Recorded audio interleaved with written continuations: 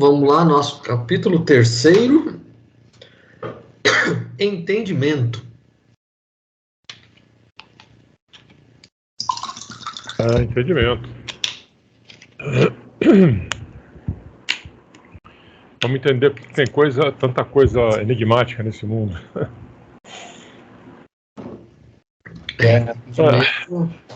Entendimento a gente ainda está entendendo ainda, né? Tentando entender. Tentando entender também. Estamos tentando entender. Aí a primeira questão, que está logo no comecinho aí, né? A quem compete a responsabilidade do aperfeiçoamento do mundo? Eu vou ler desde o começo, que é pequenininho ali, o introito. O céu estrelado... Quer ler, Leonel? Vai lá. Tudo bem, o céu estrelado nos raios lirais da lua espalhava em torno de vibrações a beleza inexplicável, inexprimível, semeando esperança, alegria e consolo. Informado quanto aos objetivos que nos conduziam à crosta com escalas por uma coluna purgatorial de várias expressões, de vasta expressão, vali-me da hora amena para aproveitar a convivência com o instrutor, tentando arrancar-lhe observações que vinham sempre revestidas de preciosos ensinamentos. É admirável pensar, aventurei respeitosamente que se formam verdadeiras expedições em nossa esfera para atender aos simples casos de obsessão. Os homens encarnados, redarguiu o orientador com certa incerteza no olhar,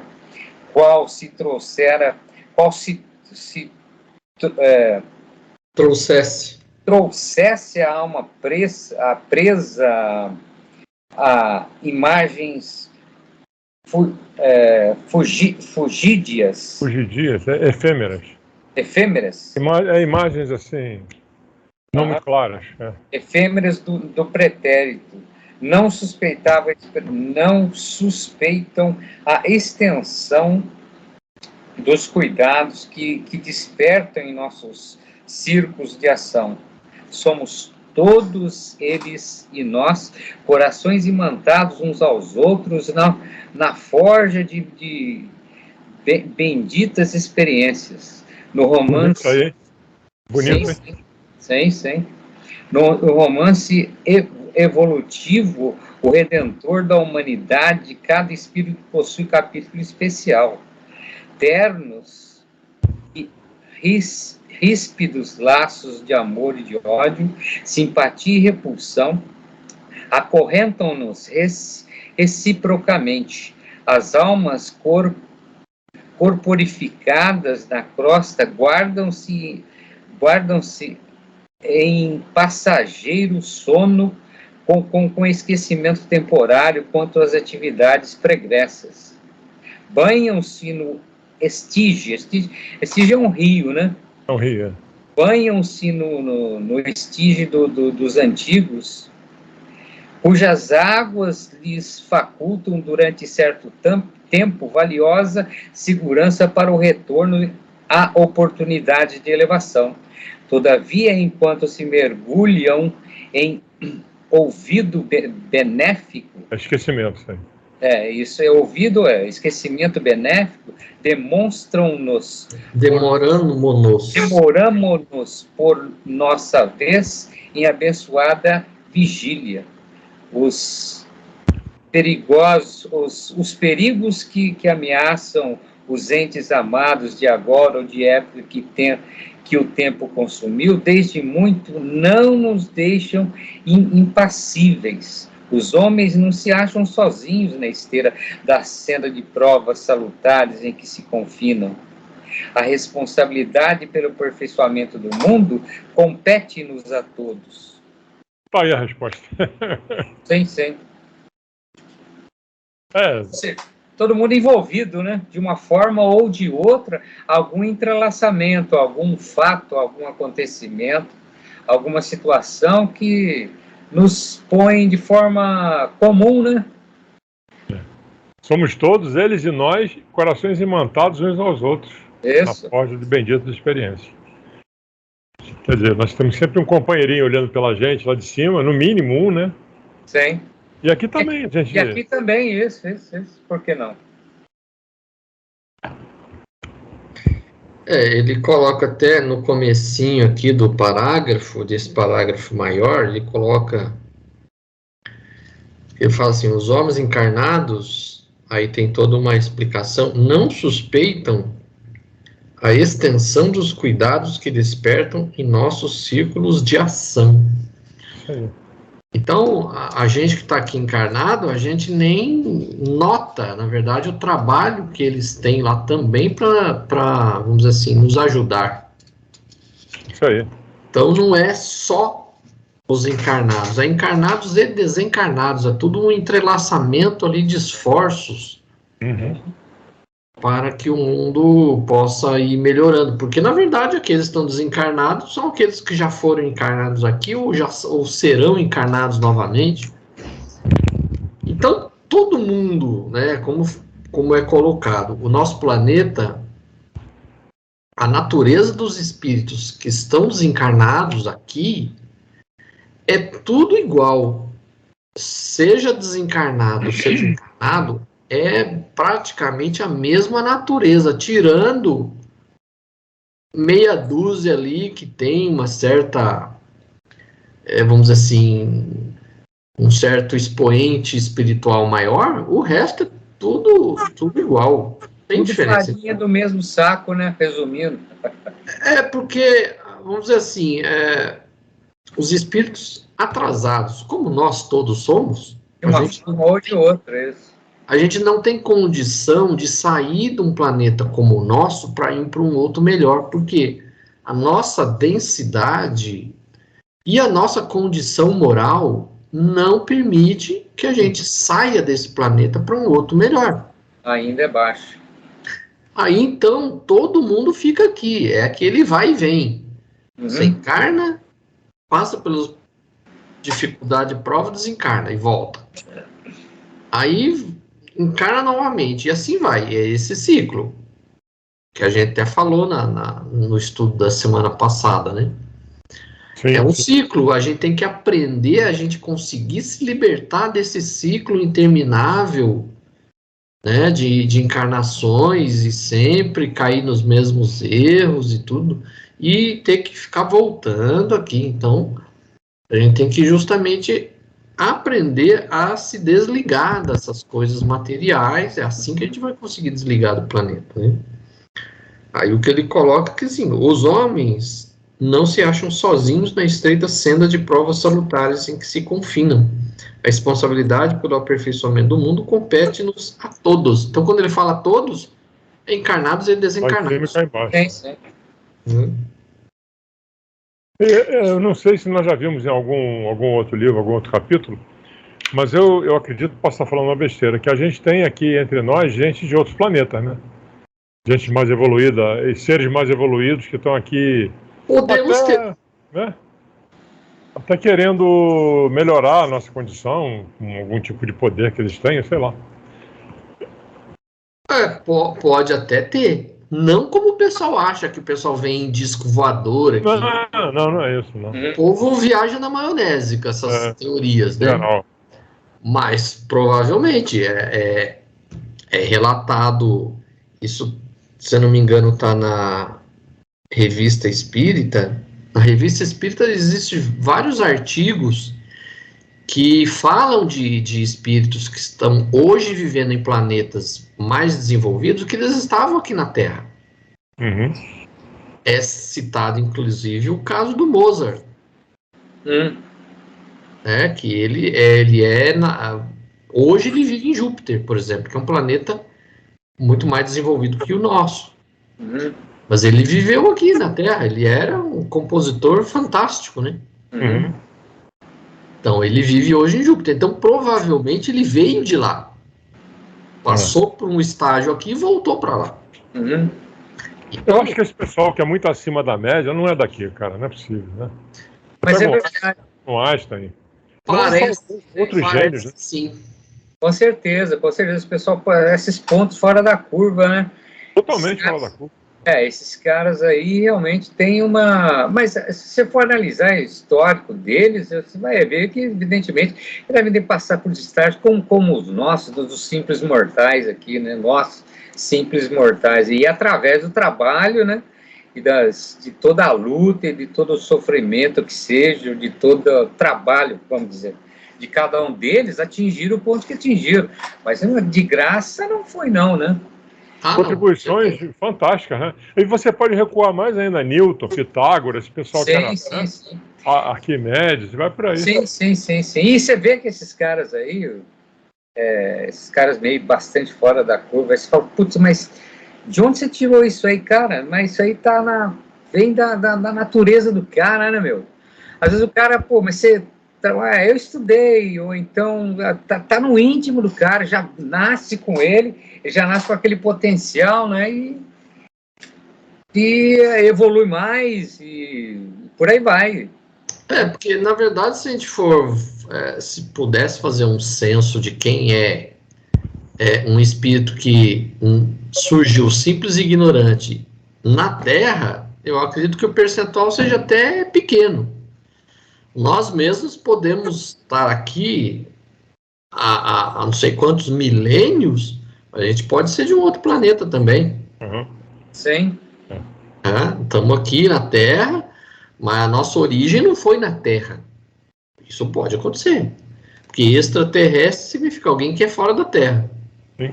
Então hoje a gente estamos reencarnando aqui continuamente na Terra, mas a nossa origem pode não ser na Terra. Então, o conceito de extraterrestre eu acredito que seja muito mais ampliado.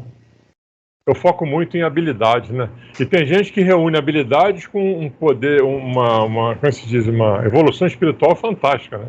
O cara, além de inteligente, além de fornecer muitas coisas benéficas para a humanidade de modo geral, ainda tem um coração desse tamanho, enfim, são pessoas que são completamente fora da curva dos humanos, né? Exatamente. Por outro lado, tem aquele outro que tem a genialidade, mas tem a moral baixa, né? Tem, um monte. Muitos desses que são muito inteligentes e tudo mais, muitas vezes eles vêm aqui para justamente dar um avanço na nossa civilização, né? É uma forma de missão que eles têm, de vir, reencarna aqui na Terra para dar um impulso, né? Esses grandes pensadores, esses gênios, Einstein, por exemplo, esse cara realmente é muito destoante da média, né? Então, pode falar da curva. A genialidade do Einstein, segundo a história conta aí, se manifestou quando ele já estava uma idade mais ou menos avançada, e acho que acima de 30 anos. E tem um fato interessante que uma vez eu ouvi, que ele, quando criança, estava na escola, que a professora falou, ele ficava assim, viajando, né? Aí a professora, presta atenção na aula, senão você não vai ser ninguém na vida.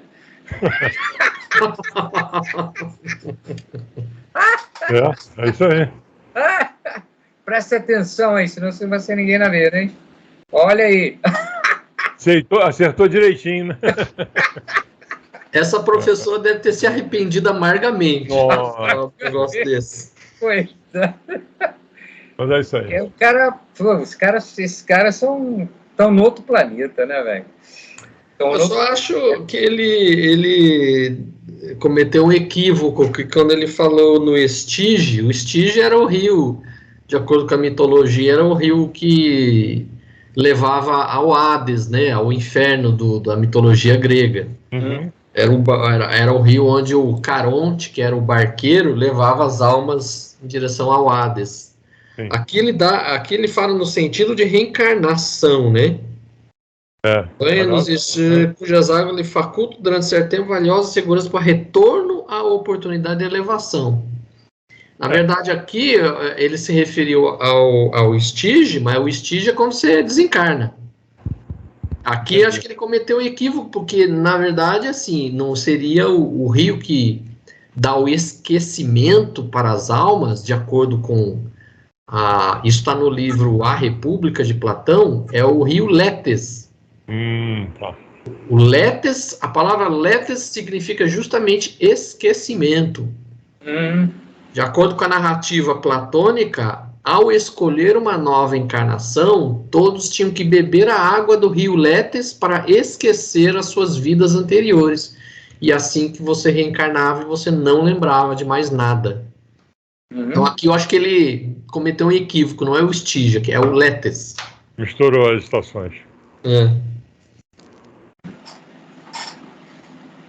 Aí vem a segunda questão.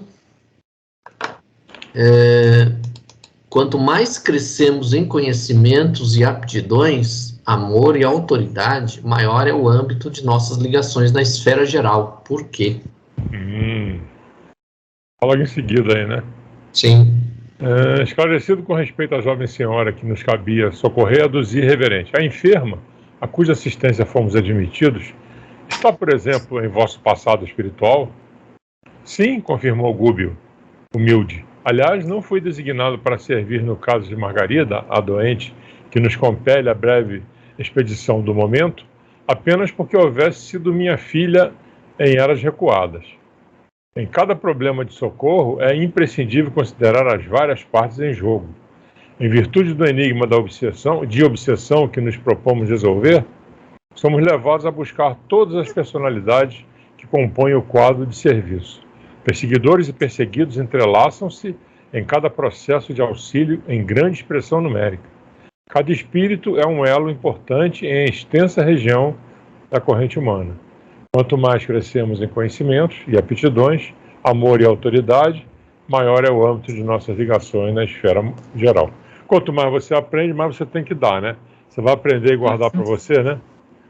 É igual o professor, né? Que aprende e não sabe passar para frente, não sabe praticar aquilo que ele aprendeu, né? Então, que mais? Ele continua, né? Almas existem que se veem sob o interesse de milhões de outras almas. Enquanto os movimentos da vida se estendem harmoniosos sobre os ascendentes do bem, as dificuldades não chegam a surgir. Contudo, quando a perturbação se estabelece, não é fácil desfazer obstáculos, porque em tais circunstâncias é indispensável procedermos com absoluta imparcialidade, dando a cada um quanto lhe caiba. O homem terrestre, mormente nos dias tormentosos, costuma ver somente o seu lado, mas acima da justiça comum propriamente considerada, outros tribunais mais altos funcionam.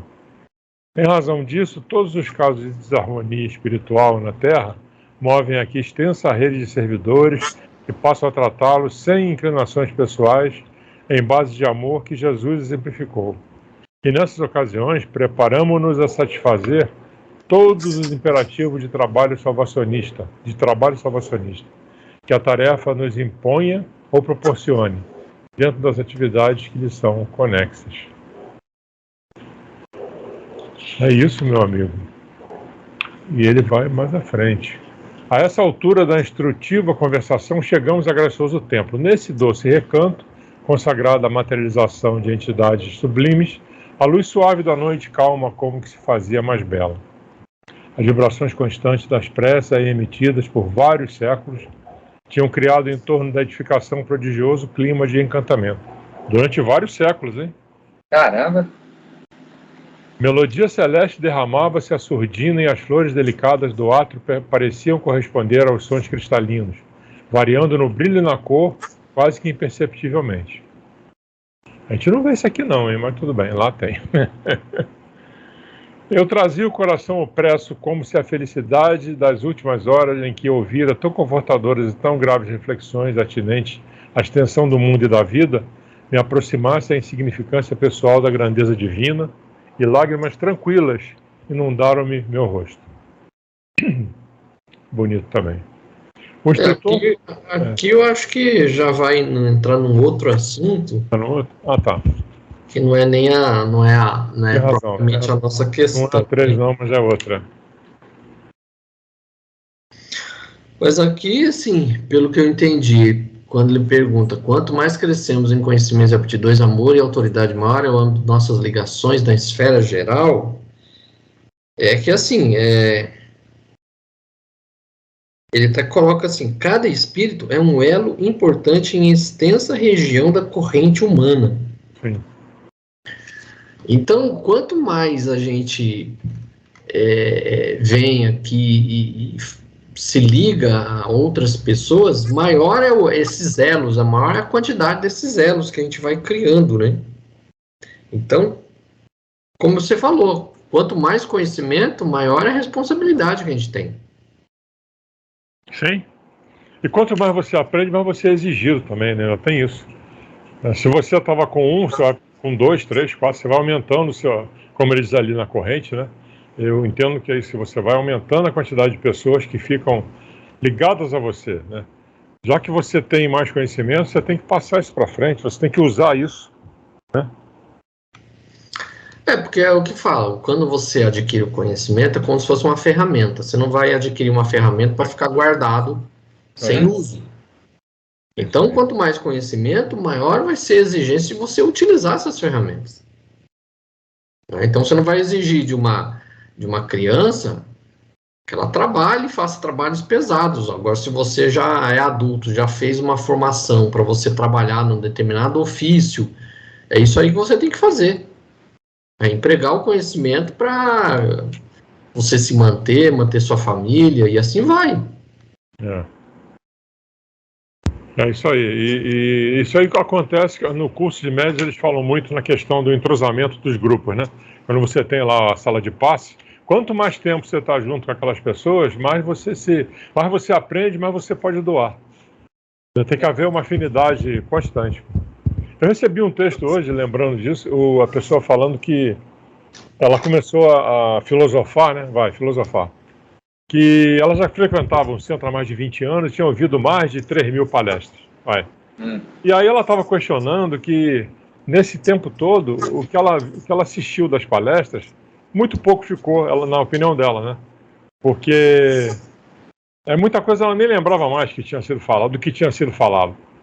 Aí alguém retrucou para ela da seguinte forma, que eu achei genial. Ele falou assim, quando você come alguma coisa, você está com fome. Você vai lá, come alguma coisa, você saciou sua fome. Aquilo serviu para nada? Quantas vezes você já comeu na sua vida? Então você se nutre daquela informação naquele momento e aquilo vai transformar você para alguma coisa melhor e vai passar despercebido, mas você melhorou. Então não é jogada fora, né? Foi uma... Não, acho que não, né? Realmente não é jogado, né?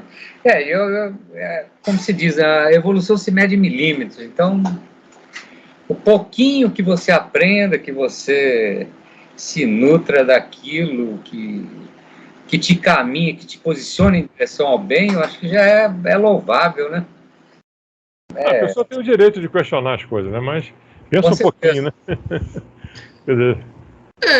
eu penso que assim, a pessoa foi lá, escutou muita coisa, ela pode até conscientemente não lembrar, mas inconscientemente muita coisa ela absorveu. Sim. E a gente sabe que palavras a gente não vai guardar na memória, mas a gente, vamos dizer assim, o raciocínio, o entendimento, a gente consegue interiorizar, né? Agora, não adianta também a gente só ouvir e não praticar, né? Então, a prática é a melhor forma de você utilizar esse conhecimento. É isso que ele coloca aqui, né? Então, não adianta você só ter conhecimento e você não colocar isso em prática. Sim. E o fundamental, acho que assim, é a reflexão, né? Fazer a pessoa pensar sobre aquilo que ela ouviu, né? Pelo menos para mim, a partir do momento que eu começo que eu entendo e que eu reflito, eu acho que fica mais. Eu acho que, pelo menos para mim, traz assim, você cai a ficha, né? Aí você assimila aquilo, você vê, pega aquele conhecimento e você vê a aplicação daquele conhecimento, daquelas palavras, daquele assunto, dentro do seu contexto de vida, dos seus momentos, enfim, do seu dia a dia, da sua vida como um todo. Então, a partir daí, eu acho que é aprendizagem, né? Isso. É você se nutrir e fazer com que aquilo faça parte da sua vida. Pelo menos, se já provocou uma reflexão, acho que já é um bom caminho. Porque eu entrar aqui e sair aqui é fácil, né? Como dizia minha sogra, bater e escorrer também, né? Para não ficar nada. Porque é colocado assim, que cada um tem um caminho próprio. Você não pode achar que todo mundo vai ser pelo mesmo caminho. Então, algumas pessoas, de repente, naquele momento, ela escutou essas informações, mas isso vai servir um dia para alguma coisa, não é jogado fora. Tem. Eu lembro quando eu era criança, tinha um colega meu que era vizinho, que era praticamente a mesma idade que eu.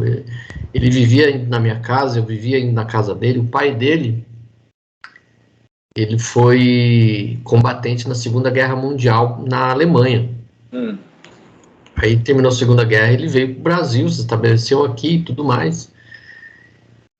Todo dia que eu ia na casa desse meu colega, tava o pai dele lá na sala lendo a Bíblia e recitando a Bíblia em voz alta.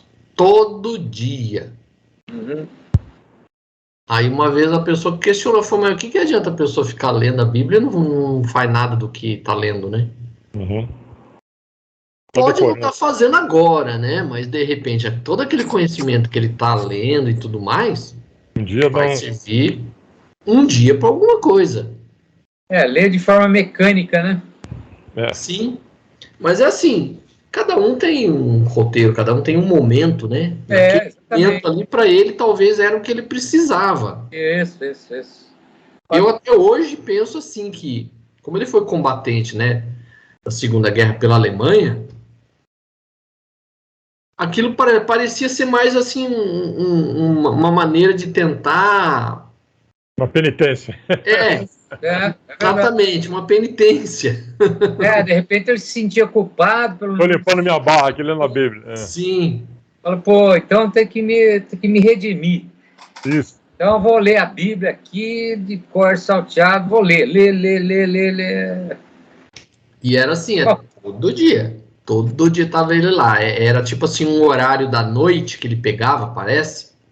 Ele ficava lá lendo, recitando, ele sozinho na sala, ele lendo, recitando, não sei o que, o tempo inteiro. Na época, que tinha uns 10, 11 anos, eu falei, nossa, não sei como é que aguenta ficar lendo esse negócio toda noite. Ai. Meu Deus. Mas sabe que às vezes, numa palestra, uma palavra já modifica alguma coisa em você. Aí é bacana. É verdade, cara. Se você sair dali e conseguir refletir uma palavra que você tenha ouvido, né? Fala, não, o cara ali tem razão, olha só. Daí o cara compara aquilo que ele ouviu com aquela situação que ele enfrentou ou que ele vai enfrentar. Só aí eu acho que já é um ganho... Valeu o ingresso. Valeu o ingresso. E tem outro detalhe também, às vezes, aconteceu isso comigo várias vezes, você para ouvir alguma coisa que você... não tem noção do que vai ser dito. Sabe que é alguma coisa ligada ao espiritismo ou qualquer outro assunto. E a pessoa fala, ou então você recebe uma mensagem e vem exatamente aquilo que você queria ouvir, né? Você estava precisando ouvir, na verdade. Eu fico muito feliz quando eu mando alguma mensagem para alguém que a pessoa, puxa, eu estava precisando receber uma mensagem assim. Falou, beleza, mandei uma alma para o céu, como diziam as pessoas. Porque se você deixou a pessoa feliz de alguma forma, ou, né, ficou agradecida, já é uma... Não. Já é uma forma de auxílio, né? Tem, com certeza. Com certeza. Tudo é válido, eu acho que tudo é válido. Bom, aí em seguida, aí tem toda a história que ele presencia lá, né, duas moças recebendo uma mulher que dá a entender que seria a mãe delas, né? Aí falam do pai, né? Aí ela se materializa, que dá a entender que ela é um espírito bem superior a todos eles, né? Isso. Ela se materializa, aí as duas moças começam a conversar com ela. Aí fala, né? de conformidade com as tuas amadas recomendações, além de nossas tarefas habituais na zona de serviço em que tua bondade nos situou, temos velado pelo paizinho, que seria o pai delas, né, das moças, que no caso todos já eram desencarnados, né, estava se referindo a uma encarnação anterior, né. Mergulhado nas sombras, todavia há 6 anos buscamo-lo embalde. Escapa-nos a influência renovadora e se compraz na companhia de entidades que por onde passam vampirizam as criaturas. Não nos recebe a atuação carinhosa, senão em forma de pensamentos vagos, de que se desvencilha facilmente. E se multiplicamos providências salvacionistas, procede como louco. Gesticula a esmo, colérico e irritado. Grita blasfêmias e solicita o concurso de seres viciados, a cujas radiações escuras se entrelaça, repelindo-nos as sugestões e a presença. Prefere o contato de entidades ignorantes e infelizes, detestando-nos a ternura.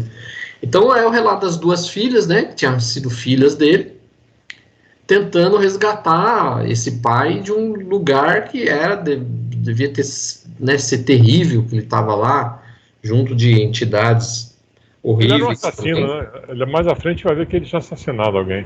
Essas moças eram desencarnadas também, Cláudio? Eu não entendi se elas eram encarnadas. Pelo que deu a entender aqui, a mulher veio de uma esfera superior, as 2 filhas estavam ali, né? E o pai, né, que seria o marido dessa mulher que veio de uma esfera superior, todos eles estavam desencarnados. Entendi. Então estavam ali tentando resgatá-lo para planejar uma futura reencarnação de todos eles, de todo esse grupo. Mulher, o pai e as 2 filhas. Isso. E tem mais um outro rapaz também, né? Sim. Que aí é o objeto aí da questão número 3, né? Se o Cristo trabalha por nós desde o princípio dos séculos, sem que lhe possamos compreender a amplitude dos sacrifícios, que dizer das nossas obrigações de amparo e tolerância uns para com os outros? Comente. Ela faz o comentário aí, né? Filhas amadas, o sol combate as trevas todos os dias. Batalhemos contra o mal incessantemente até a vitória. Não se suponham sozinhos o conflito doloroso. Desculpemos o papai infinitamente e colaboremos para restituí-lo à terra firme da luz. Se o Cristo trabalha por todos nós desde o princípio dos séculos, sem que possamos compreender a amplitude dos sacrifícios, que dizer de nossas obrigações de amparo e tolerância uns para com os outros. Cláudio se fez para sempre credor de nossa estima e gratidão, apesar do pavoroso crime oculto que nolo arrebatou às profundezas. Envenenou um parente para conseguir a riqueza material que nos oferecia educação e conforto na esfera carnal. Por extrema dedicação a nós 3, não hesitou diante da tentação que o constrangeu a infernal compromisso. Dono de afeição inquieta, não soube esperar a bênção do tempo e lançou mão de inconfessável processo para localizar-nos em um oásis de superioridade mentirosa, para que ele nos sentisse garantidas e felizes. Viveu durante 40 anos consecutivos entre o remorso e o sofrimento, psiquicamente sintonizando com espíritos maliciosos e vingativos das sombras, mas na realidade sobre as aflições dele nos foi possível atravessar a abençoada existência de progresso e conforto, numa casa ditosa e farta, sem sabermos que em nossos alicerces espirituais vivia um ato escuro e de assassínio e violência. É isso aí. Nós vimos em algum livro aí mais para trás que, dependendo do que você faz, pode ter um atenuante, né? Por mais terrível que seja a atitude do cara, ele fez pensando em fazer um bem para a família. Então ele tem um atenuante, né? Sim. Mas mesmo assim, a vidinha, não, a mortinha do cara, a pós-vida do cara, estava terrível, né? Pelo que ela descreveu ali. Ele, vamos dizer assim, ele talvez tenha tido a intenção de beneficiá-los pela história que dá a entender. Isso. Quando fala que dono de afeição inquieta, não soube esperar a bênção do tempo e lançou mão de inconfessável processo para localizar-nos em um oásis. Dá a entender que ele era herdeiro de alguém e não quis esperar, né, o dito cujo esticasse canela. Acelerou o processo. E deu assim, um empurrãozinho para que deu ápice. Isso. Deu um empurrãozinho para que o dito cujo fosse para a cova mais cedo. Isso. E aí ele herdou esse dinheiro e aí ele, vamos dizer assim, pôde dar uma vida de conforto, né, para a mulher, para as filhas. É isso aí. E aí aquele negócio, né? Ele pode ter tido uma boa intenção, mas isso não apaga o fato dele ter cometido um crime. Sim. Tudo bem que, vamos dizer assim, o próprio Livro dos Espíritos coloca que se você empregou bem, pelo menos, aquilo que você vamos dizer assim, o objeto de um crime, tem um certo atenuante, mas não vai livrar tua cara de ter que resgatar isso de alguma forma. Exatamente. E aí ela fala em algum ponto ali que elas têm que ser agradecidas a ele por isso, né? Apesar de tudo. Sim. Até na outra página. É isso que fala, né, a frase aqui, se o Cristo trabalha por nós, desde o princípio do século, sem que lhe possamos compreender a amplitude do sacrifício, quer dizer das nossas obrigações de amparo e tolerância uns para com os outros. Isso. Aí é quando ela remata, Cláudio se fez para sempre credor de nossa estima e gratidão. Sim. Então, apesar, né, ela conclui, apesar do crime pavoroso, etc. Mas ela disse, não livra a cara do cara, né? Porque por isso que ela coloca assim, as nossas obrigações de amparo e tolerância uns para com os outros. Ou seja, na verdade, quem de nós que pode exigir dos outros uma moral perfeita se a gente não tem? O que a gente fez no passado para estar aqui? Se a gente está aqui na Terra, bonzinho, santo, a gente não foi. É isso aí. Então, se a gente não é santo, a gente não pode exigir dos outros santidade, né? A gente não pode exigir dos outros que a gente não tem. Correto. E elas descrevem lá atrás que estão há 6 anos, né? Tentando cuidar dele. Mas ele não consegue receber a atuação carinhosa delas, né? A não ser em forma de pensamentos vagos, que se desvencilha facilmente. Então ele está tão assim, carregado de remorso, a consciência dele está cobrando tanto ele, e ao mesmo tempo que ele não consegue receber que elas tentam fazer por ele, né, ele atrai aquelas criaturas que são na mesma vibração dele, né? Isso. Ele está num ambiente, né? Ele está num ambiente extremamente pesado, né? Ele não consegue sintonizar todo o carinho que elas enviam para ele. Exatamente. As vibrações de amor, etc. Né? Ele não consegue sintonizar isso. Mas que mesmo assim, se não fosse isso, ele estaria pior, né? Porque, bem ou mal, elas conseguem mandar alguma coisa positiva para ele. Porque ele fala que procede como louco, né? Gesticula a esmo, colérico e irritado, grita blasfêmias. Então, ele ainda resiste muito a qualquer tipo de ajuda. Sim. Muito triste, muito triste.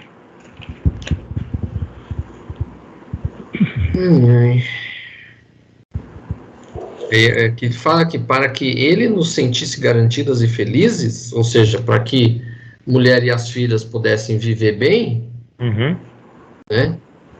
Viveu durante 40 anos consecutivos entre o remorso e o sofrimento, psiquicamente sintonizado com espíritos maliciosos e vingativos das sombras. Então ele praticou o que ele praticou, fez um bem para a mulher e para as filhas, mas ao mesmo tempo viveu o resto da vida sintonizado com esse tipo de entidade, vivendo um verdadeiro inferno astral, né? Porque imagino que ele não tinha sossego nem para dormir.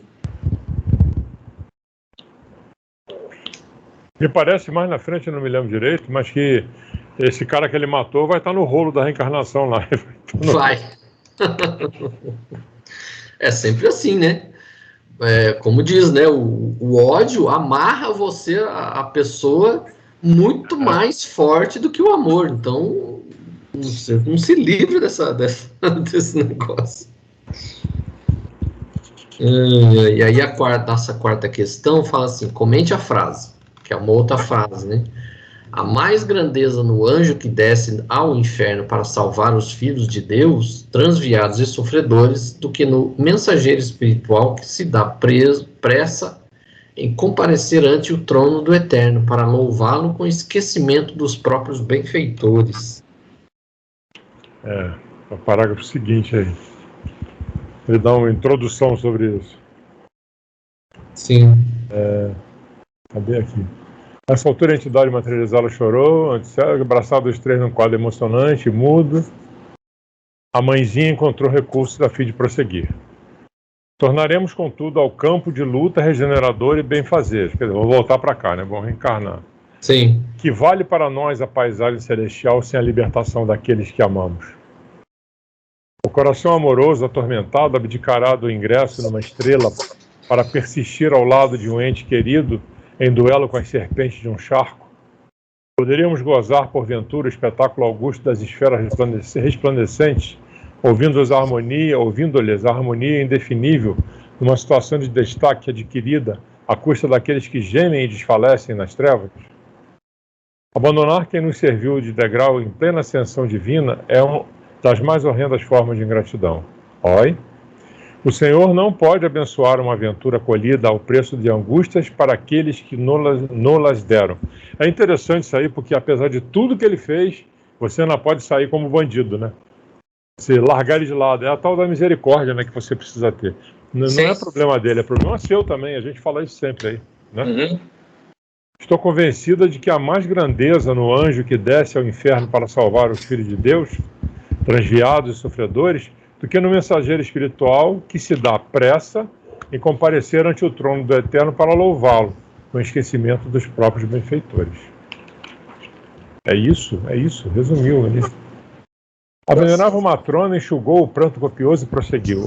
Esqueçamos, pois, minhas filhas, o que hoje somos para socorrer aos que, com o propósito de nos servirem, resvalaram o despenhadeiro sinistro e tormentoso. Saudemos nossas dívidas secretas com abnegação e devotamento. Mais tarde, receberei Antônio, olha ele aí, sobrinho envenenado, em meus braços maternos, reaproximando-o de Cláudio através da cordialidade e do respeito vividos em comum. Ensinar-lhe-ei com alegre ternura a pronunciar o nome de Deus e a desfazer as pesadas nuvens de revolta que lhe empanam a vida íntima. Ainda, né? Ela tem uma tarefinha boa pela frente aí. Uhum. A fim de incliná-la à compreensão e à piedade com mais eficiência, comprometi-me a acolher também no tabernáculo materno as 6 criaturas desviadas do bem, às quais se apegou o desvairado das regiões inferiores, em face da culpa de quem nos foi desvelado amigo. Meu afeto reinará dificilmente num lar repleto de corações menos afins com o meu, onde Jesus me ensinará a soletrar, venturosa, a doce lição do sacrifício silencioso. Muitas vezes lidarei com a discórdia e a tentação. Todavia, não podemos acreditar em felicidade de improviso. Conquistaremos em cooperação abençoada aquela paz que Cláudio sonhou para nós e que ele próprio não desfrutou. Para que eu parta, porém, no rumo da reencarnação, é necessário que papai renasça primeiro. Sem esse marco inicial, não posso atacar o nosso processo redentor em nova fase. Ajudemo-nos assim reciprocamente. Enquanto procuro transformar Antônio, reajustando-lhe as fibras afetivas, inclinem ambas o espírito para paterno, a esperança e a meditação reconstrutivas. Eu achei interessante aqui quando ela fala que assim, comprometi-me a acolher também no tabernáculo materno 6 criaturas. as 6 criaturas desviadas, ou seja, ela vai receber o tal do Antônio, mais 6, ou seja, 7 filhos. Por isso que às vezes a gente vê assim, nasce quadrigêmeos, 5, 6 de uma vez. É esse tipo de situação aqui. Vai ele com mais 6 amiguinhos, fazia parte da turma, né? A turma. Por isso que ela ainda fala assim que meu afeto reinará dificilmente num lar repleto de corações menos ou seja, além de ter 7 filhos, vai ser um brigando com o outro. Exatamente. Vai ter um trabalhão. Que não vai ter lá é sossego, não vai ter jeito. Ela não vai ter muito sossego, não, né? O que parece. Pois é. E pelo que eu entendi, o tal do Cláudio vai reencarnar, vai ser marido dela novamente. Isso, novamente. Isso. Mas o Antônio também deve ser um revoltado, né? Porque, imagina, se o Cláudio sofre, o Antônio também, coitado. Pelo jeito ele foi envenenado tão novo, né? Dá a entender que ele era novo, sei lá. É porque fala que é sobrinho, né? É. Sobrinho envenenado. Só tinha ele de herdeiro, então só tinha ele e o cara. Aí falou, provavelmente ele era o tio, né, do rapaz. Isso. Ele não devia ter ninguém. Se ele morresse, a fortuna ia para o tio, né? Aí eu acho que foi esse o caso, hein? Ridículo. Aí todo mundo chorava. Aí eu falo aqui, né? Não desanime e tal. Ela faz coloca todo um discurso aqui e tal. As moças previamente avisadas que o tempo permanecia esgotado abraçaram de encontro ao coração e tal. Aí a imagem, vamos dizer assim, né, dela se esvai, vai embora. E eu achei interessante mais para trás, assim, que ela fala assim, que vale para nós a paisagem celestial sem a libertação daqueles que amamos. Ou seja, ela não iria, de onde ela veio, ela não iria ficar em paz enquanto ela não pudesse resgatar de volta, né? O cara que tinha feito tudo isso. Então ela não ia ficar em paz consigo mesma, né? E ele ainda bota Deus no meio, né? O Senhor não pode abençoar uma aventura colhida ao preço de angústia para aqueles que não-las deram. Quer dizer, ela ainda diz que Deus não vai... E tem um detalhe interessante nessa frase da pergunta aí, que ele manda comentar, que é a... Como é que é o negócio? Eu acabei de ver aqui, eu esqueci. Que ele diz que há mais grandeza, né, em você descer ao inferno para salvar os filhos de Deus, né, resumindo, do que ir no mensageiro, do que dar um de mensageiro espiritual e vá lá na frente de Deus para louvar ele, né? Não é isso que ele quer, né? Ele quer que você atue para salvar o seu irmão, para melhorar a vida do seu irmão. Como Maria Tereza de novo, a gente lembra, né? Mais vale aquelas mãos que trabalham do que as que ficam em prece ali. O que ela deu a entender aqui é que elas conseguiram, vamos dizer assim, melhorar em termos de condição espiritual, inclusive, né?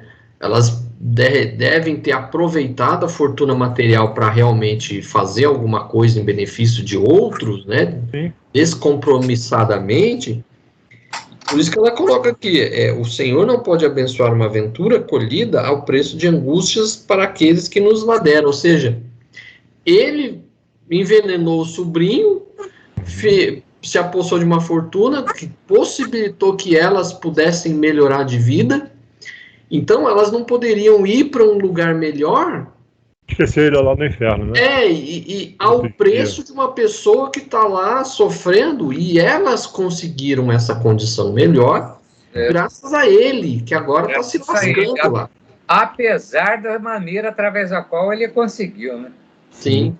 Apesar dos meios que ele utilizou para conseguir isso. Mas, de novo, né, ele deixa claro que é muito mais, ela diz que há mais grandeza, né, daquele anjo que vai lá no inferno salvar o seu irmão, Isso. o mensageiro que vai se ajoelhar em frente do trono lá para louvar Jesus Cristo. Cortando o caminho. Senhor, e seu irmão está lá sofrendo no inferno lá. Cortando o caminho. É o puxa-saco.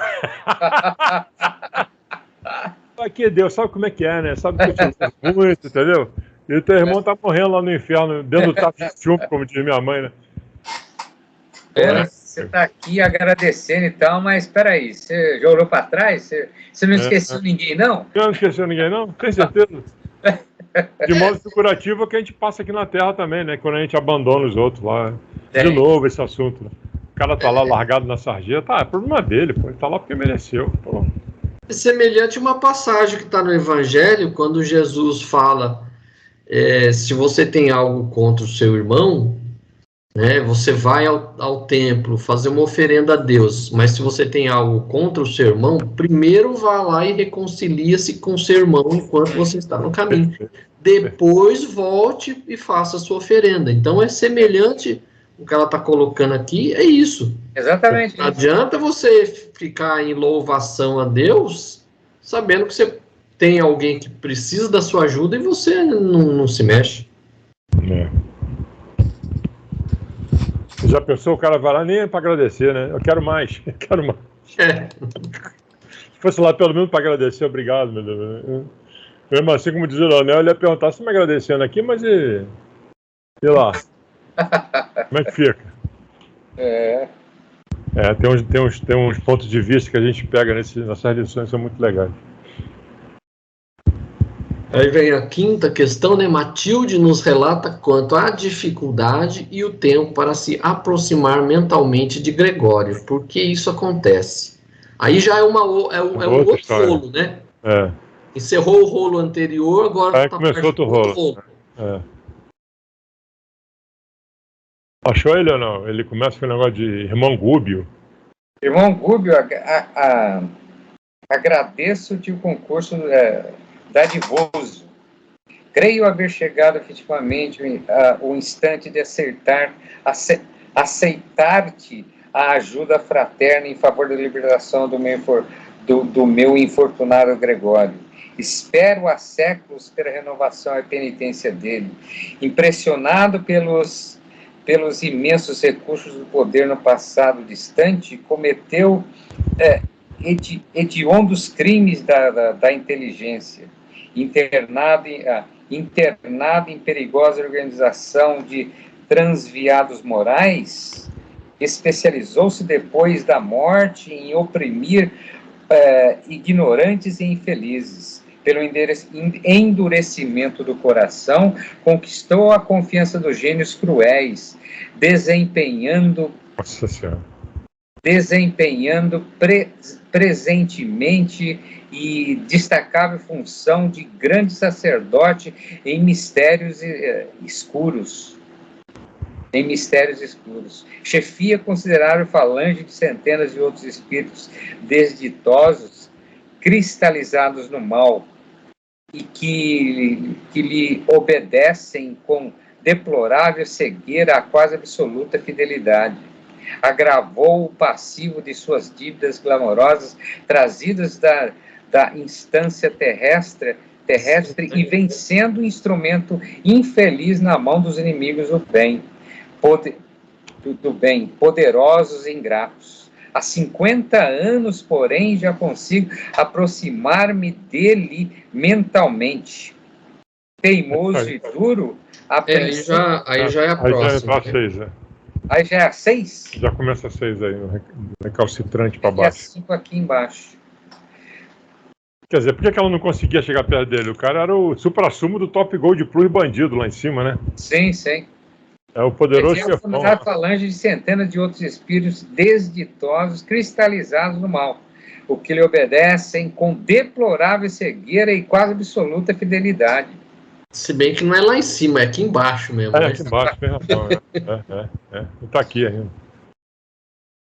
E ela está tentando há 50 anos, né? De suas dívidas glamorosas traduzidas da insânia terrestre e vencendo o instrumento infeliz nas mãos dos inimigos do bem, poderosos e ingratos. Caramba. Só para a gente entender o contexto, então depois que aquela mulher vai embora, né, Sim, estava com as duas filhas, isso. aí se materializa uma outra. Isso. Aí é um outro caso. É a né? Matilde. Aí as duas moças que estavam lá na Assembleia voltam para o lugar delas. Isso. Aí se materializa uma outra mulher, que é essa Matilde. E aí o tal do Gúbio, que era a pessoa, o interlocutor dela, né? Que aí eles iriam iniciar um trabalho. Esse livro todo aqui, o restante da história toda, é sobre esse tal de Gúbio com o Gregório e a Matilde. Então, o restante do livro todo vai ser esse trio aí. Em torno deles. Mas aqui a pergunta, assim, a dificuldade e o tempo para se aproximar mentalmente de Gregório. Por quê?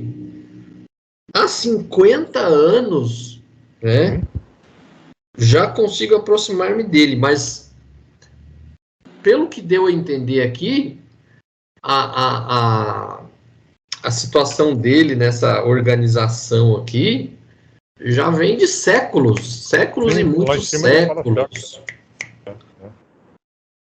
E aí ele coloca, pelo endurecimento do coração, conquistou a confiança de gênios cruéis. Então, ele não era nem o poderoso chefão ali, ele era tipo meio que um intermediário, né? Acima dele tem outros gênios do mal, né, que estavam nessa organização. Então, a gente sabe que mentalmente a gente sintoniza com aquilo que a gente está pensando. Então, até aquele momento, mentalmente, os pensamentos dele estavam em sintonia com essa organização do mal. Então, ela não conseguia ter acesso a ele. Uma barreira, né? É como se fosse uma barreira. Esse Gregório não foi o nome de um papa? Foi. Será que não é ele aqui na história? Não sei. Pode ser. Mas teve mais de um Gregório, né? Teve vários papas. Cláudio, você falou que era aqui, mas não, ele fala depois da morte aqui, ó. Especializou-se depois da morte em oprimir ignorantes e infelizes. Ou seja, ela veio, se materializou, né? Ela veio em forma de espírito, que ele menciona ali atrás, a gente não leu, mas ele está dizendo aqui, né? Uma nova mensageira revestida de luz, etc. E aqui no meio do parágrafo ele diz, internado em perigosa organização de transviados morais, especializou-se, depois da morte, em oprimir ignorantes e infelizes. Sim. Porque ele já tinha feito a passagem também, né? Ele estava no... quando eu falei aqui embaixo, é desencarnado. Entendi. A colônia, vamos dizer assim, que ele estava lá junto com essa organização do mal... Ele partiu, mas não partiu muito. Não ficava em altas esferas, ficava nas esferas meio que nossa aqui mesmo. Entendi. Estava mais para cá do que para lá, era muito mais para cá do que para lá. Né? Sim. Então é isso, né? Ela não conseguia entrar na mente dele, melhorar, né, a situação dele, porque a influência era muito forte, né? E ele também não queria, né? Ele estava sintonizado com essa organização, então era muito difícil para ela conseguir. Aí ela relata que há 50 anos, porém, já consigo aproximar-se. Então, de 50 anos para cá, só que ela começou a perceber alguma coisa de diferente. Né? Então, ele há séculos que estava nessa situação. Então, dos últimos 50 anos para cá, começou a diferenciar alguma coisa, que é a questão número 6, porque o tédio é uma bênção aos corações infiéis ao Senhor. Porque o remorso é benéfico e salvador. Que aí é a sequência aí. Recalcitrante e duro a princípio, Gregório agora experimenta algum tédio, o que constitui uma bênção nos corações infiéis ao Senhor. Já lhe surpreendo no espírito rudimentos de necessária transformação. Se ele está com tédio, ele já não está tão pensando mais naquelas coisas, né? Já está com um tédiozinho ali, já está de saco cheio de ser mal. Assim. Já lhe surpreende o espírito. Ainda não chora sobre a mão de ferro do desprendimento benéfico. Parece-me longe do remorso salvador. Entretanto, já duvido da vitória do mal, né, e abriga interrogações na mente envelhecida, desonrada, né, desonrada, humilhada. Não é tão severo no comando dos espíritos desventurados que lhe seguem as determinações. E o colapso de sua resistência não me parece remoto. Nesse instante, notei que a venerável matrona derramava lágrimas discretas e deslizavam na face como semente de luz. Parou por alguns instantes. Acho que já tem mais a ver com outra pergunta, né? Sim. Então, eu acho que a pergunta 7 é nessa página aí mesmo. O tédio serve para mostrar aquilo que a gente comentou, né? Que o camarada já não está mais tão ligado na maldade, né? Já está entediado, já aquilo ali. É igual assim, você vai para a praia, né? Depois de repente você trabalhou durante 3 anos seguidos, não tirou férias, aí você vai para a praia. No começo é uma maravilha, depois você fica lá 1 mês, 2 meses, 3 meses, né? Como diz, já tô empapuçado de praia, quero, né? Então chega uma hora que entendi, então aí você quer mudar de novo, né? E era o que ela percebia que estava acontecendo com ele, então ele já estava meio entediado de ficar naquele trabalho lá, de ficar infernizando a vida dos outros, então alguma coisa já estava começando a mudar. E eu acho que o remorso é benéfico porque você começa a sofrer e o sofrimento te purifica, né? Quando você sente remorso, o remorso salvador, eu acho que é por isso. Parece-me longe do remorso salvador. Quer dizer, ele tem que sentir mesmo que ele fez, que ele não deveria ter feito. É um estado de consciência que é doloroso, né? Dolorido. O remorso é o reconhecimento que você errou, vamos dizer assim, né? Porque só sente remorso, real, né? Só sente remorso quem reconhece que fez alguma coisa errada. Incomoda, né? Deve incomodar. Sim, quem tem a certeza que está fazendo coisa certa não tem remorso. Como é que você vai ter remorso de uma coisa se você tem certeza que você está fazendo a coisa certa? Então ele, naquele momento, ele ainda não tinha o remorso, ou seja, ele ainda não tinha essa convicção que ele estava fazendo as coisas erradas. Isso. Mas ela achava que ia demorar pouco. O que principiava nele era assim, ele já estava meio que cansado daquela vida. Isso. Então, já é um começo. Sim. Porque aí, vamos dizer assim, o tédio que ele estava sentindo, o próximo passo seria o arrependimento. Inclusive tem uma fase importante que ela já duvida da vitória do mal. Quer dizer, o cara era todo mal, né? Eu sou e eu vou vencer através disso. Então, se ele já duvida da vitória do mal, já é um grande passo. Sim. E depois diz que ele não é tão severo no comando dos espíritos desventurados. Quer dizer, passou a ser aquele chefe não tão duro, né? Não tão mal. Tava amarelando, tava virando Nutella. Pra quem curte Star Wars, ele tava meio que Darth Vader naquele momento ali do filme número 6, né? Que ele começa já, né? O Luke já começa a perceber, não, percebo um pouco de bondade em você, né? Muita então bondade. já tava meio que amarelando Não é tão mal assim, não. Vamos olhar você com outros olhos, peraí. Tanto que ele fala aqui, ela fala aqui, não é tão severo no comando dos espíritos desventurados que eles seguem as determinações e o colapso de sua resistência não me parece remoto. Ou seja, ela já está percebendo que ele estava vacilando. Vai ceder logo. Um momento ele vai... Apenas 50 anos depois, né, ele vai... Apenas 50 anos depois ele está começando a... 50 anos é os 50 anos que ela está percebendo que ele está mudando. Agora, fora os séculos e séculos atrás, né?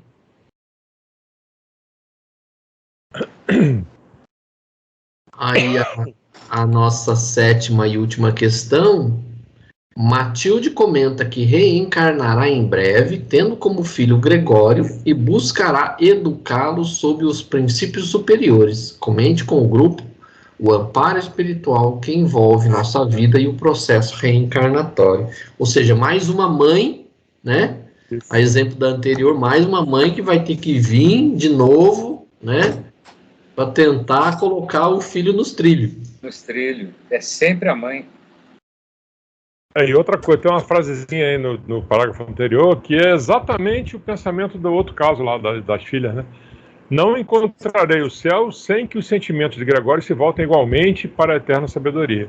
Uhum. Então ela não queria nada de bom para ela enquanto ela não conseguisse melhorar a situação do Gregório.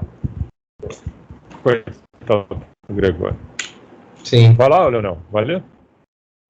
Logo nessa sequência aí, né? É o nosso orientador. Não encontraria o céu sem que o sentimento de Gregório se volte igualmente para a eterna sabedoria, alimentando-os na criação com os raios de vida imperecível e emitidos uns para com os outros. Como surpreender a perfeita ventura de recebo do Filho amado, tão somente raios de forças em desvairo. Nosso orientador contemplou-a com olhos úmidos e rogou: Nobre Matilde, estamos prontos. Dita ordens. Por mais que fizéssemos a tua alegria, o nosso esforço seria pobre e pequenino diante do sacrifício em que te empenhas por todos nós. Num sorriso triste prosseguiu a respeitável senhora. Descerei dentro em breve anos para tempestade de lutas carnais a fim de esperar Gregório em experiências de resgate difícil e doloroso. Existência. Existente de resgate difícil e doloroso. Educá-lo-ei sobre os princípios superiores que regem a vida. Crescerá sob a minha inspiração imediata e receberá prova preciosa e aflita de riqueza material. Perigosa, né? Prova perigosa. Receberá sobre a minha inspiração imediata e receberá prova perigosa e aflita da riqueza material.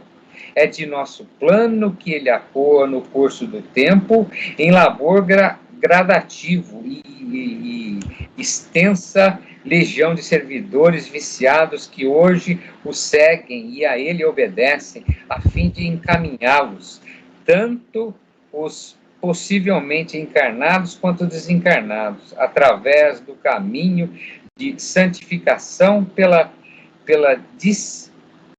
disciplina benéfica em construtivo suor. Padecerá calúnias e vilipêndios, será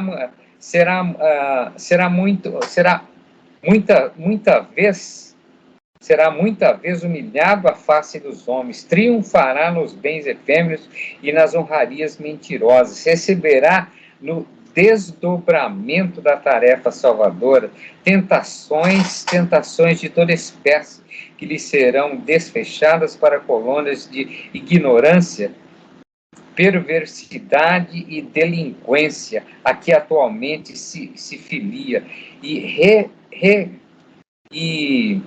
conhecerá depois as experiências inquietantes da deserção dos falsos amigos e abandono, a miséria, a enfermidade, a velhice e a solidão.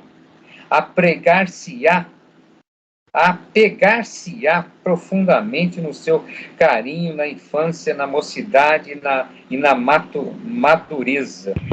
Entretanto, na colheita de provações mais duras, tê-lo-ei precedido a viagem do túmulo, né? Então, apesar da profundidade dos seus carinhos na infância, na mocidade, na madureza, entretanto, na colheita de provações mais duras, tê-lo-ei precedido na viagem, ou seja, ela vai morrer antes de que ele passe por esse processo, né, aqui, para resumir, Ela vai reencarnar, ele vai renascer como filho dela, Filho dela. Isso. vai ter uma vida boa, porque está falando aqui que vai ter a prova perigosa e aflitiva de riqueza material, Isso. Uhum. vai receber uma série de provas, né? Que aqui fala assim, receberá tentações de toda espécie que lhe são desfechadas pela colônia da ignorância, perversidade e delinquência, ou seja, ele vai ter acesso a muitos bens materiais, vai ter as tentações do mal que vai aparecer para ele, de fazer coisa errada, e no fim ele vai perder tudo, ele vai ficar pobre, velho, sozinho, sem amigos, sem ninguém, e ela vai morrer antes dele, então ele vai ficar sozinho. Isso. Essa é a prova que ele vai ter que passar, né? Você vê que não, não é pouca coisa. Então, nessa época, porém, que precinto de tão longe meu coração materno, embora na esfera espiritual, encorajá-lo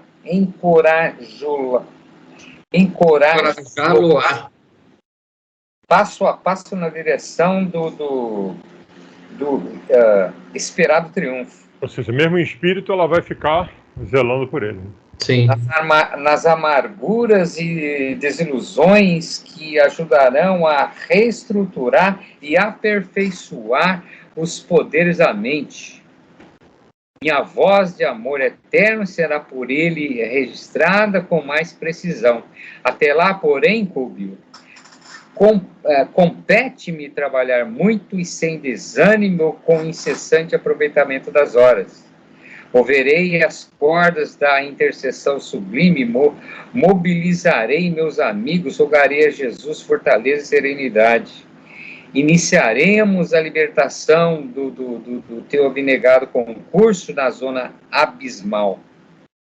A venerada mensageira fez ligeiro intervalo e, concentrando o olhar sobre o nosso instrutor, aduziu em nossa inflexão, aduziu uma nova inflexão de voz. Atenderás, Margarida, que te foi filho. Atenderá Margarida, que lhe foi filha, né? Isso. Que foi filha. Amantíssima, e que Gregório ainda se encontrará imantada por teias escuras no passado e colaborarás com o meu devotamento materno para que na alma dele se converta a sublevação em humildade e frieza. Frieza em calor. Humildade e frieza em calor. Quer dizer, o Gúbio vai ser peça fundamental, né, para ajudar ela, né, pelo que ela diz ali. Sim. Ele vai servir, vamos dizer assim, mais para frente vai ver, ele vai servir do ponto de contato dela com o Gregório. Então ele foi, vamos dizer assim, o instrumento, né? E aqui ela explica toda a trajetória futura que eles vão ter, né? Sim. E aí a questão é essa: comente com o grupo Amparo Espiritual que envolve nossa vida e o processo reencarnatório. Aí, ó, os detalhes, né, de cada processo reencarnatório, os cuidados, né, o planejamento que existe, né, para uma reencarnação, que nós já vimos, inclusive, em outras lições, né? É o que a gente viu no estudo do Missionários da Luz, né? Como que funciona o processo reencarnatório. Então você vê aqui toda essa preparação dela aqui para uma nova encarnação que talvez ela nem precisaria mais, né? Ter que reencarnar nesse momento. Mas ela vai fazer isso tudo por quê? Para poder tentar resgatá-lo de volta, né? E ainda tem mais um elemento aí que é a Margarida, né? A Margarida, ela estava encarnada. A gente vai ver mais para frente. Ela não é desencarnada, ela estava encarnada. Uhum. E ela era filha, tinha sido filha do Gúbio, né? Sim.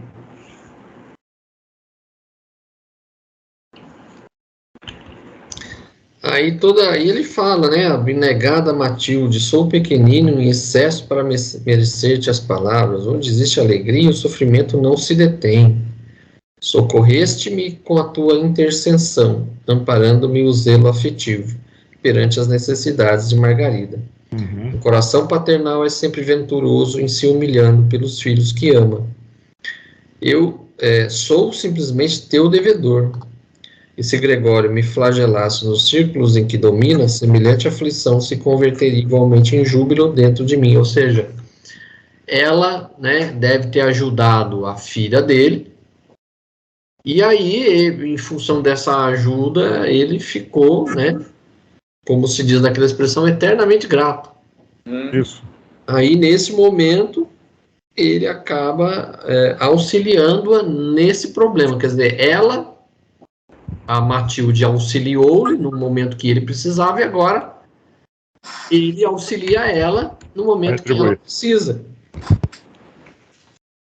Mais uma vez mencionando o espírito dessa lição, né, do atendimento mútuo, né, de um ajudando o outro, né, a troca de favores é muito forte, mas a troca de benefícios, né, os amparos mútuos. É como a gente vê na nossa vida mesmo aqui diária, né? A gente vive em sociedade, não é para ficar isolado, né? A gente não tem condições de viver isolado, a gente depende das pessoas. Então a gente tem que entender que a sociedade ela funciona uns auxiliando os outros, é assim que constrói a sociedade, é assim que nós saímos de uma época das cavernas, onde era cada um por si, e hoje a gente vive em sociedade que é um ajudando ao outro, né? Até estava lendo esses dias aí,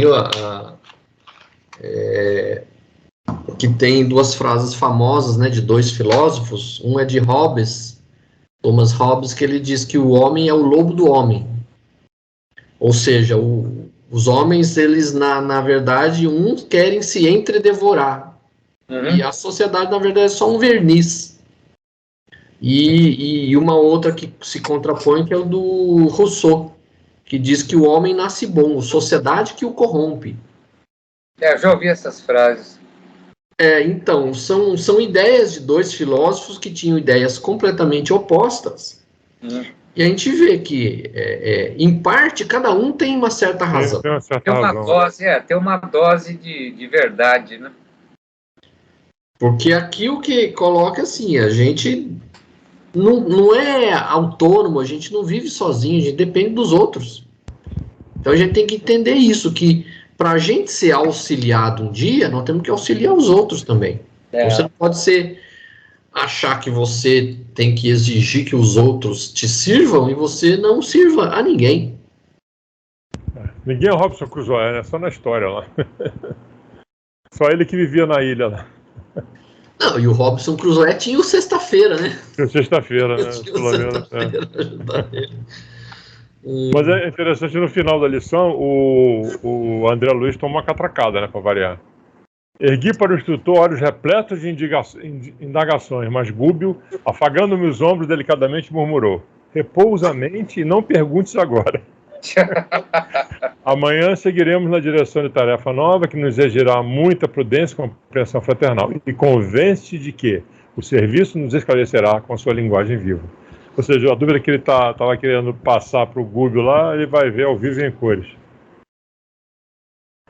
Ele como vamos dizer assim, um repórter da vida espiritual, ele queria fazer milhões de perguntas, né?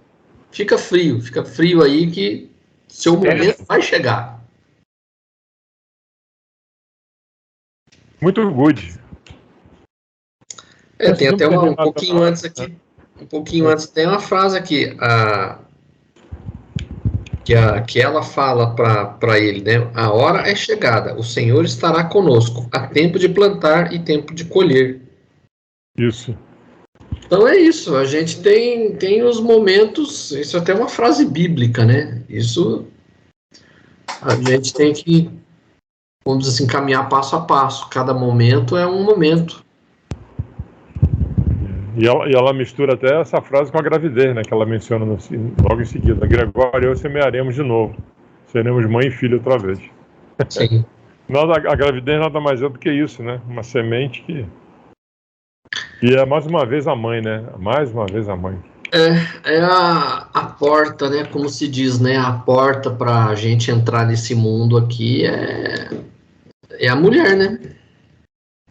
Como se fala, né? Pô, mas o cara que é ingrato com os pais, né? Pô, mas você é filho de chocadeira, né? Todo mundo nasceu nesse mundo, como também é uma frase muito comum entre as mulheres, né? Todo mundo nasce no mundo por uma mulher, né? Então você vai ser machista por quê? Tem. Minha mãe é que tem uma filosofia estranha desde criança que ela fala isso pra gente, né? Agora não fala mais, tá com seus 93 anos, tem outros pensamentos lá, mas ela dizia que a mãe tem uma obrigação muito forte com o filho que ninguém pediu para nascer. Ela tinha uma espécie de não sei se o termo seria remorso, mas ela tinha um pensamento fixo nisso aí, entendeu? Que os filhos teriam que ter tudo que ela pudesse dar porque ninguém pediu para nascer. Então a obrigação da mãe é não deixar o filho sofrer, dar tudo que ela puder, né?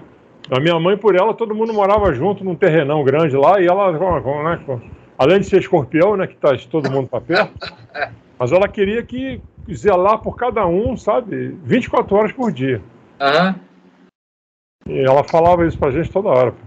Mas a minha mãe também era assim. Minha mãe, se dependesse dela também, todo mundo moraria junto com ela. Sim, principalmente na nossa cultura, né, que é assim, né? É a mãe protetora, a mãe que, né, passa, não quer que o filho sofra, que não, meu filho, coitadinho e tal, às vezes eu quero uma peste. Mas ela mencionava isso, mas vocês não pediram para vir, meu filho, não pediram para nascer, a culpa é minha, só faltava falar isso. Mal sabe ela, coitada, hein? Ai, meu Deus do céu. Ela não tem muita coisa a ver com isso, não.